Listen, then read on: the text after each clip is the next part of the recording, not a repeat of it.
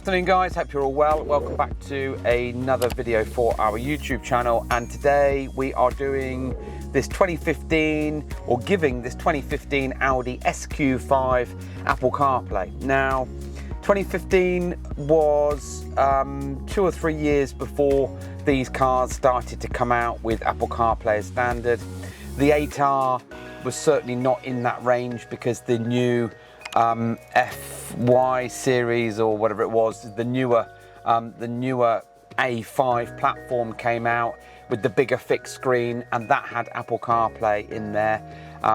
So this car, the technology behind it wasn't able to have it. Now this particular model has got the MMI 3G system. It's a really well kitted out car. It's got a lot of factory kit on here, and we don't have a factory solution for Apple CarPlay, so we've gone aftermarket. Now aftermarket means that there are no, I say that there's nothing, there is something. Above my head there is an additional microphone that we have to install for the Siri to work effectively, but apart from that there's no wired controllers, there's no antennas, there's nothing that you would look and make it feel that it cheapens the deal. This is a hideaway interface, goes behind the scenes and then integrates in with the LVDS, or the video cables for these screens. So whether you've got a Q5, an A4, A5, Q7, whatever Audi model you've got, then there is an interface that hides behind the scenes that will then sit and work and give you wireless and wired Apple CarPlay. Now normally Richard, when he installs these, will then fit the USB in the glove box, and that's just for ease of access and functionality.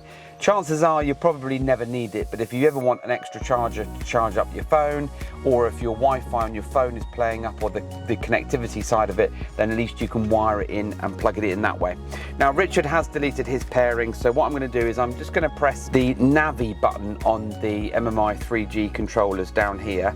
It's basically the same as you having a TV at home, changing the input source to something else, like a Fire Stick or something.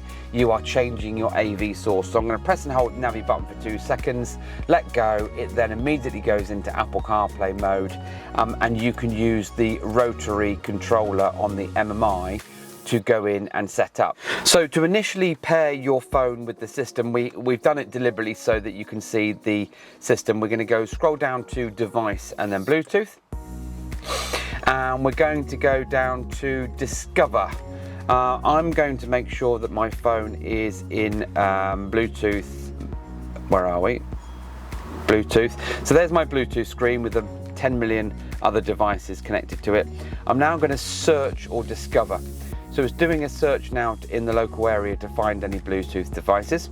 So that can take up to a minute on some devices. Some of them are quicker, and of course it depends on whether it's finding multiple other devices in the vicinity.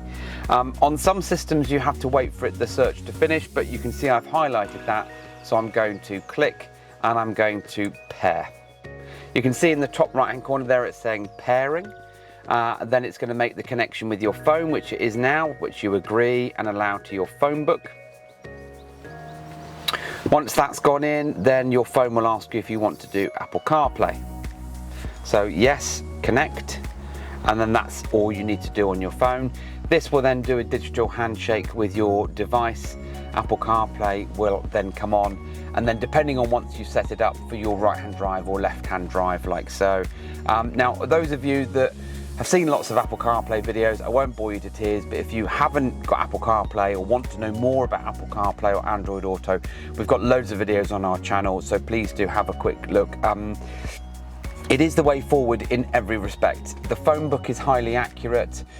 You've got Google Maps, you've got Apple Maps, you've got TomTom, you've got Cigic, you've got Waze, you've got everything that you possibly want and need.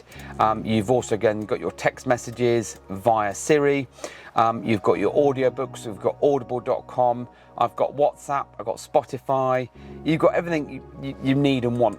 So this probably means that you will hardly ever need or want to use anything on your MMI again. You've got Google Maps for satellite view. If I go into Spotify here, you can then go to your recents, I'm offline at the moment because of the amount of data it goes through. So let's say I want to listen to London Grammar, for instance. That's already downloaded.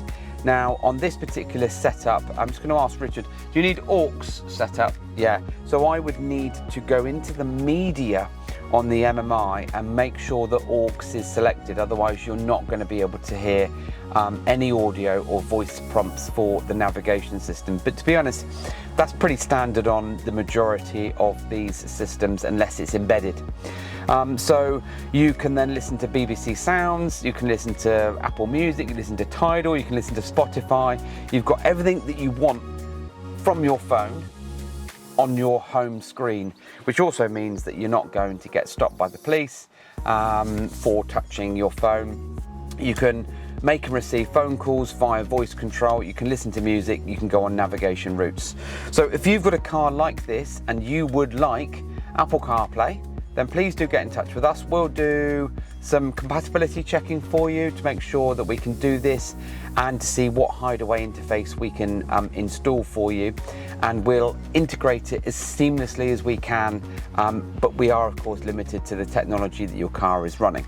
Website links in the bio. Please do check out our other videos on YouTube. We've got loads and loads of videos of really interesting cool stuff, and then please do get in touch, and thank you for watching.